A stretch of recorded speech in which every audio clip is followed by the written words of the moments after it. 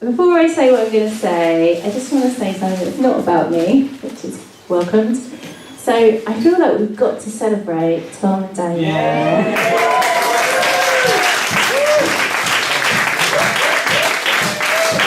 So I'm sure that everyone knows something very exciting happened last Saturday, other than Charlotte's pamper party. But Tom and Daniel got engaged! Woo! Is you going to say about it?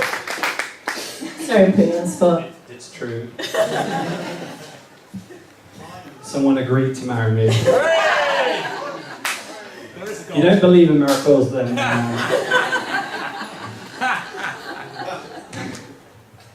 I just want to say thank you for everyone's support over the last couple of months. I have felt it from afar, even though I've not been here.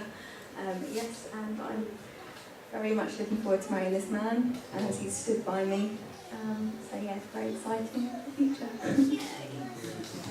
And it's so fantastic to have Daniel here, looking so well, and it's really great, and God has answered our prayers. So I'm just going to very quickly pray for you. I'm sure we do it more another time, but yeah, Lord, we just thank you so much for Tom and Danielle, Lord. Thank you for what they brought to each other and for your work in their lives, particularly in these recent months, Lord. And we just pray your blessing over this season, Lord, as they prepare to get married. We pray that we be full of joy, Lord, and your blessing on their future together. Amen.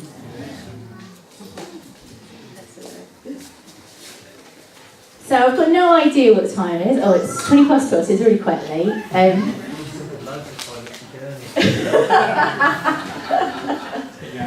So this morning I was like practicing my speech, and I was like, oh, it's longer than I thought it was, and I was trying to cut bits out. So, you know, I try not to speak for too long, but it's hard, like after 14 years of being part of this community and with so many precious friends, to all the things that God has done in us and through us, to kind of like summarise it in a speech and say all those different things. So just going to share a few things.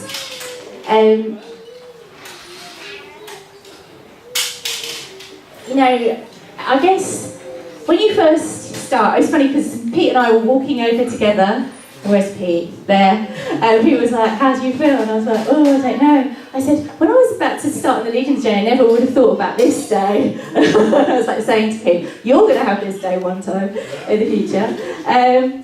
But yeah, you know, it's that whole thing of trying to like work out how to leave well, and what does that actually mean? And when you've sown so much of your life into something, you want to, you know, have agonised over, have I done what I could do to like put stuff in place and raise up disciples of Jesus and all everything like that, to leave well and to move on well.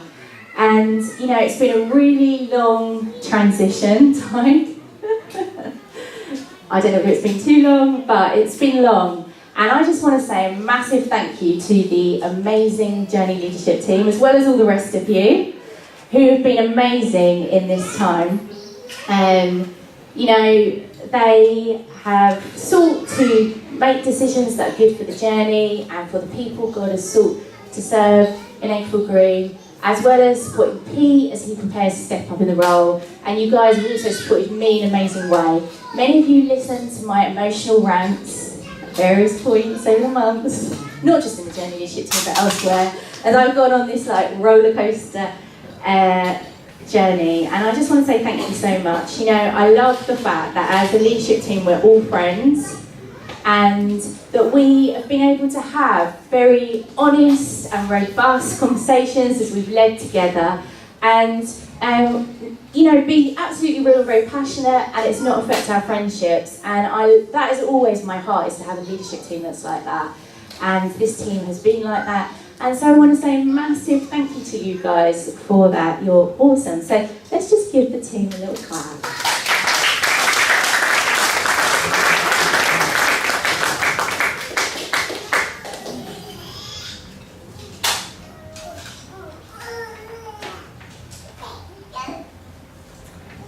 And I kind of want to say something about each individual in the team, but I don't know if I'm going to have time to, so we'll see as we go. you know, it's a strange thing being a church leader because it's a huge privilege, but really and truly it's just one role of many roles within the body of Christ. You know, we are all part of the body of Christ, not just here in Inglewood Green, but around the world. And God has given each of us a gift to play.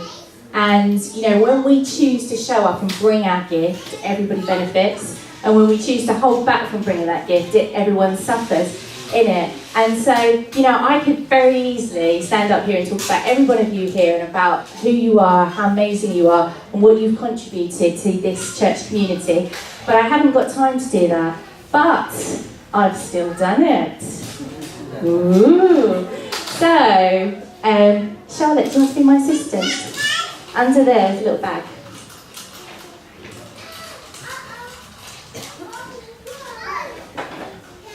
Thank you very much. I have actually written all of you a card. It's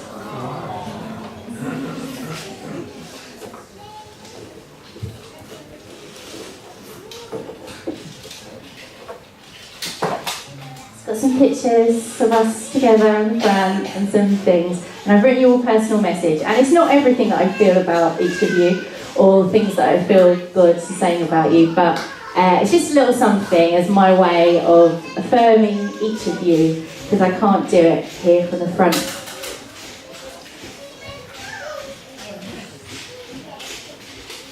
So in this speech I'm going to share a little few stories, some reflections from the past 40 years, some hopes for the future. And the first thing I want to say is that church is messy. Yes. Yeah? We expect it not to be messy because we think it's the place where God dwells. It's his holy people that are set apart from him. So therefore, it must be perfect. Or perfect by our own personal definition of perfection, of course. We're honest. But it isn't perfect. It's messy. And it's messy because me and you are part of it. Yeah. And, you know, I think when I first became church leader, my dad would often quote to me, I don't know if you remember this, Proverbs 14 verse 4, which in the Passions translation says, "The only clean stable is an empty stable. If you want the work of an ox and to enjoy an abundant harvest, you'll have a mess or two to clean up." And that is so true. It is messy. And so when I share with you some of the things that I feel have been distinctives of the journey and great things that have happened over the past 14 years, you know, don't judge them about whether or not they have always been perfect or they're currently perfect, because they're really not. They're messy. Very messy. But as Michelle reminds us, I was actually going to get this prophetic art out that I forgot to, that Michelle did, a great painting we've got in the prayer room. And it says, "Royal in the mess." And it's so true. Church is messy, but our identity in Christ, we're royal in the mess. So as Jonathan said, you know, this kind of journey, and the journey in a way, started back when we were all Holloway. God was doing amazing things. Great, Pete's got the art. That's good, thank you.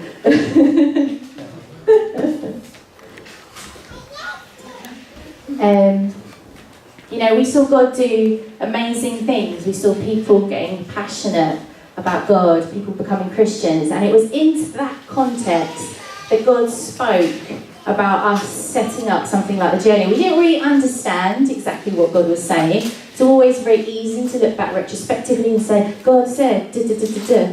That's not usually how God speaks. It's usually a wrestling, trying to work out what God is saying. But into that context, God was speaking to me personally, as I find, and I'm sure that you will share the same things, that when God is wanting to do something, he calls you first to lay down your life for him, because we're called as disciples of Jesus. Jesus laid down his life for us, and he calls us to lay down our lives for him and for the people that he's called us to serve. And that was how it started for me, that God was asking me, you know, will you give your life to this place? You know, I loved being a student, but I remember having a conversation with one of my friends at uni saying, It's great to be here as a student, but I'd never live here beyond it. Nothing happens, it's boring, da-da-da-da. So, God's spoken to that. And, Jesus says, whoever wants to save their life will lose it, but whoever loses their life for me will find it. And I know that's true. There is a cost to being a disciple of Jesus, and it is painful at times, but it is also worth it, because the joy that you get is so much more than what would have happened if you didn't. So I just want to say a few little thank yous to some people who wouldn't normally get a chance to say thank you to in Oscar speech style. First of all, I want to say thank you to Daphne. Daphne here, who not many of you will know, is an amazing lady. When I left university, I lodged with Daphne, and she totally believed in me. She believed in God's call on my life. She believed in what God was saying about the journey, and she totally supported me to happen, particularly the year before the journey started, which was a really difficult time. Daphne's a real prayer warrior and very generous, and I'm really grateful to God for you for supporting me in that way and since. So thank you very much. So I just want us all to give a little clap to Daphne.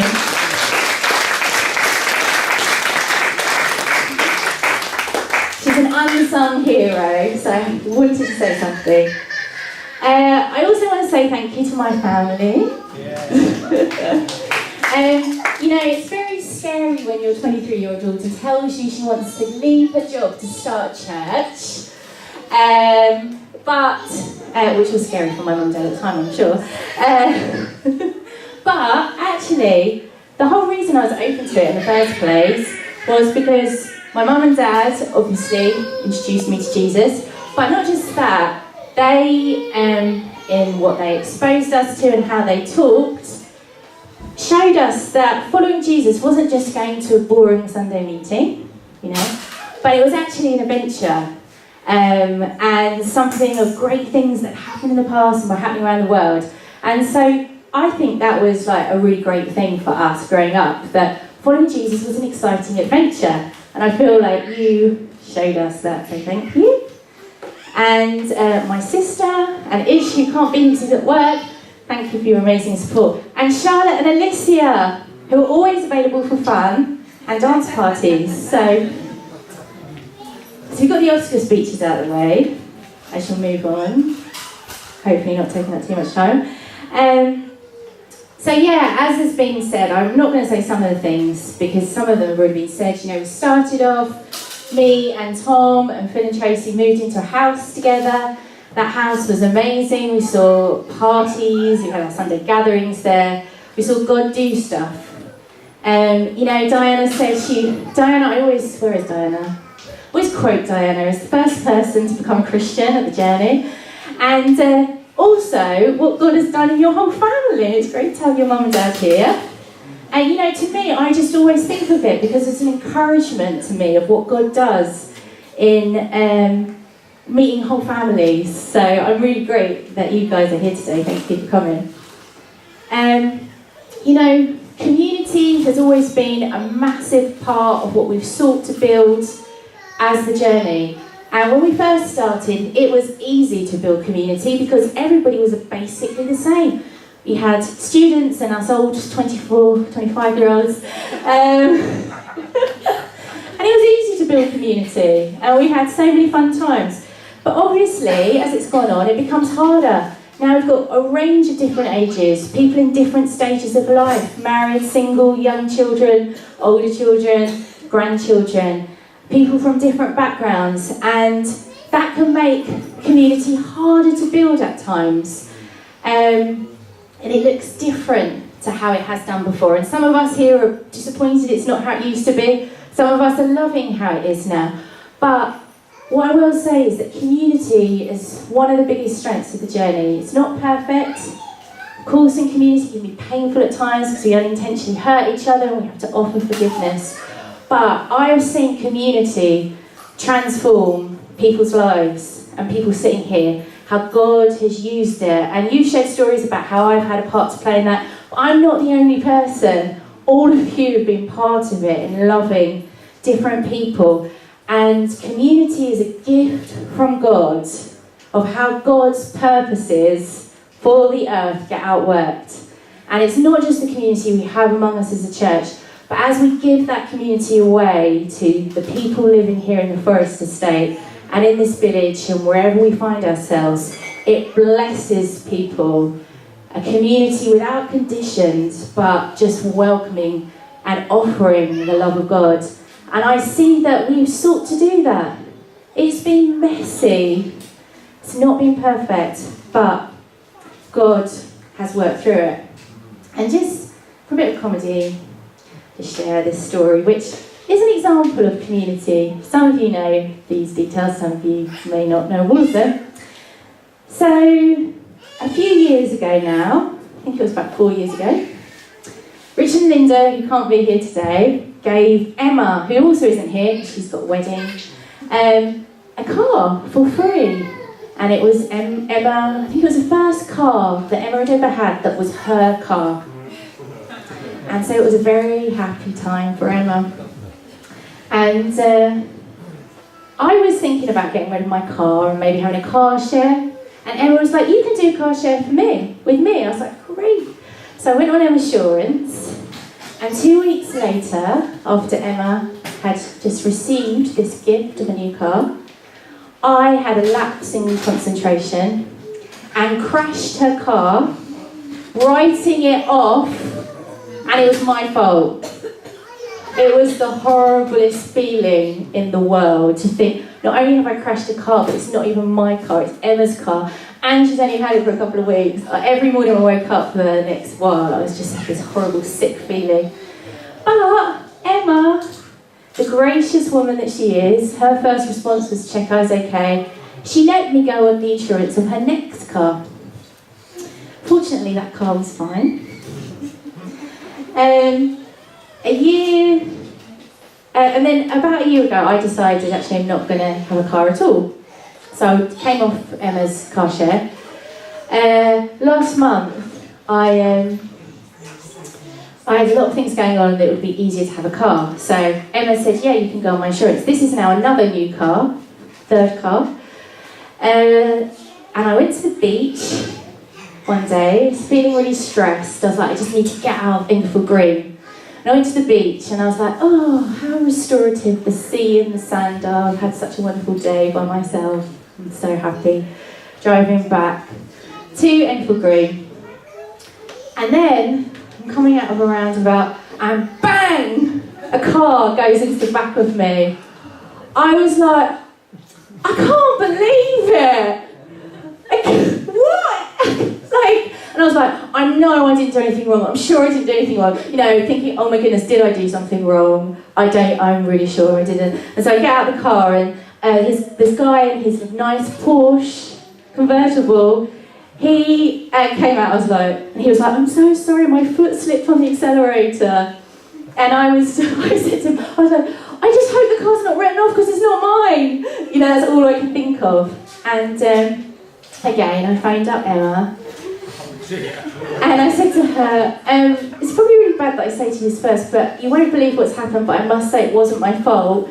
I just had a car accident with your car. And again, Emma was very gracious. And you know what happened? The car got written off. No. 2 cars written off. And Emma still let me drive the courtesy car. I was very, very nervous. So pleased when I returned it one piece. But, you know, that's a bit funny, but it shows the kind of community, the strengths of community that we have. On Sunday, Pete's car wouldn't start. We were about to go to Marlow for River together. Diane and Luke, they lent Pete one of their cars. You know, they seem very insignificant things, but they're very powerful. You know, community brings fun, but it also brings security and room to grow.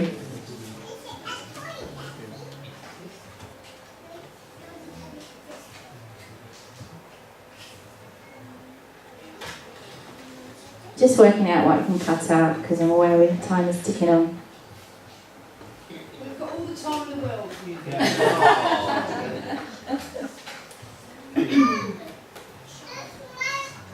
You know, baptisms over the years have been a real great joy, and it's been great to have them in the home of Ken and Jill, good friends of mine.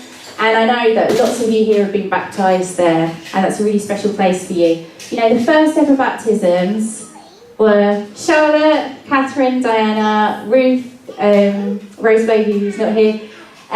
You know, that baptism sticks out the most in my mind because it's the first. And I just remember thinking, yes, this is what it's all about. I mean, I'm pretty sure that a lot of the story started off with, I came to the journey, and then I broke up with my boyfriend. I was thinking, oh no, all these guests who aren't Christians are going to think you joined the journey and you break up with your boyfriend, but that seems to be a massive part of people's stories. But yeah, those have been very special times.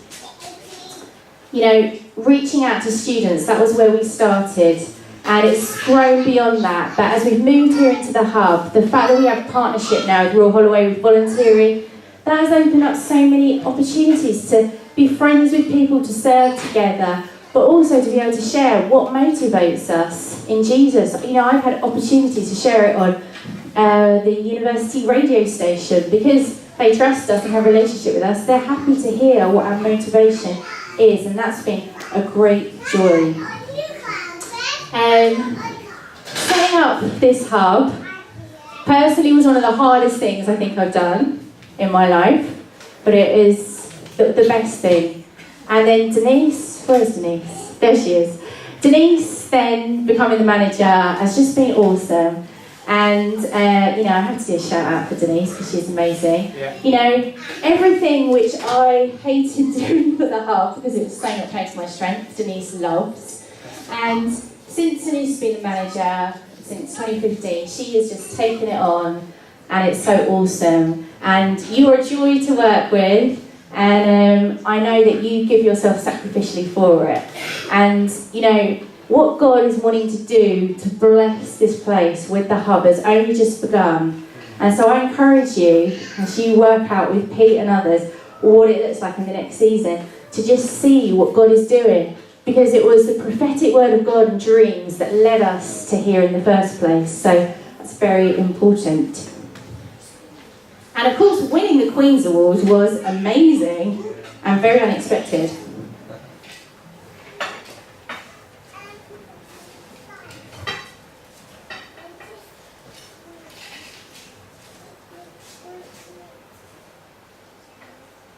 So I'm coming to the end, having cut a few things out.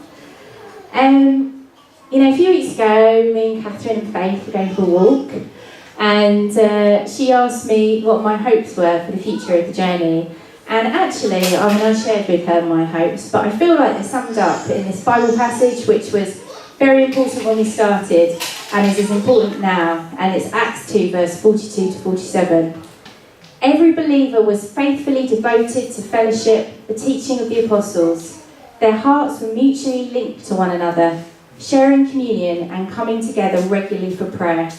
A deep sense of holy awe swept over everyone, and the apostles performed many miraculous signs and wonders. All the believers were in fellowship as one body, and they shared with one another whatever they had. Out of generosity, they even sold their assets to distribute the proceeds to those who were in need among them. Daily, they met together in the temple courts and in one another's homes to celebrate communion. They shared meals together with joyful hearts and tender humility. They were continually filled with praises to God, enjoying the favour of all the people, and the Lord kept adding to their number daily those who were coming to life. And so I encourage you as I leave to look up. You know, it's easy to have our eyes focused on ourselves, but let's look up to God. Let's have that as our primary focus and the lens which we see life through and make our decisions through. Participate. Don't be a consumer. You know, church isn't about just we want to have a good time together, but this is also about showing up and being who God has created us to be. Honour one another. You know, it's really easy. Obviously, it's not like we're all doing it, but it's easy to criticise one another. But we want to build each other up. And, you know, get behind Pete. He needs your amazing encouragement in this next season. He needs you to be behind him. You know, Pete is awesome. I'm really glad he's going to lead the journey. He's a total man of integrity. He's committed to people, he's committed to God. And he can only do this with you guys being behind him, so get behind him. And at the end of this, he will be committed. And don't give up on the dream of seeing more of God's kingdom coming. Here in the Forest State, at Roholoi, throughout this village, in Ethiopia. Are the pinyons there? Yes, they're in the kitchen. You know, don't give up on that dream. And I'm going to say my final thank yous, you'll be pleased to know, coming to land. I want to say thank you to all of you. You know, I've learned so much from every one of you.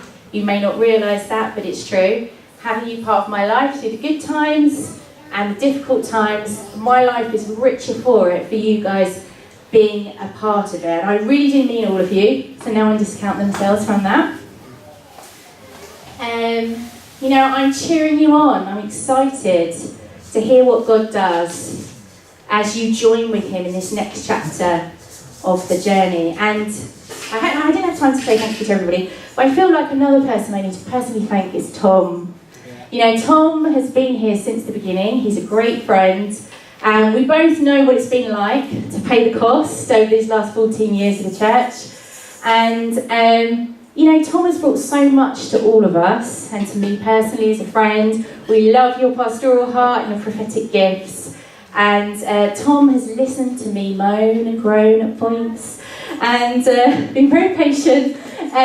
Just a great support. Obviously, for a lot of that time, Tom has been a deputy leader. So I just want to say thank you so much for being an awesome leader, but also a great friend. You know, I really appreciate it. There's much more I can say, but that's just it for now. And the last most important thank you is, of course, to God. You know, I want to say thank you to God for who he is, the opportunity to adventure with him in April Green, and for his kindness and faithfulness in never leaving us. And, you know, ultimately, this is all for his glory, really. And so I just want to say a massive thank you to God. So I probably missed out a whole load of things that I should have said that I didn't say, and I apologise for that. But you've already been listening to me for a long time, so I shall hand back to Tom.